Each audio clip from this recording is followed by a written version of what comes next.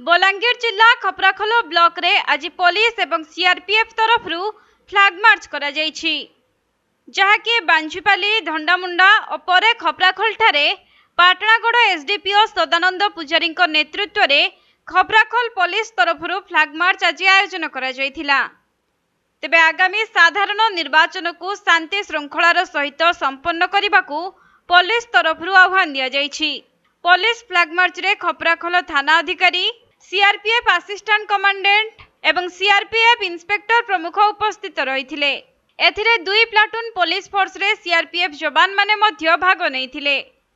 सेपटे आसंता मे 10 तारिख रे लोकसभा और विधानसभा निर्वाचन जेपरि सुरुखुरु रे होई परिबो एवं साधारण जनता निज निजर मत बिना कोनोसी बाधाविघ्न रे देई परिबे, से नै पुलिस पक्षरु विभिन्न दिगरे तीक्ष्ण नजर रखा जायछि।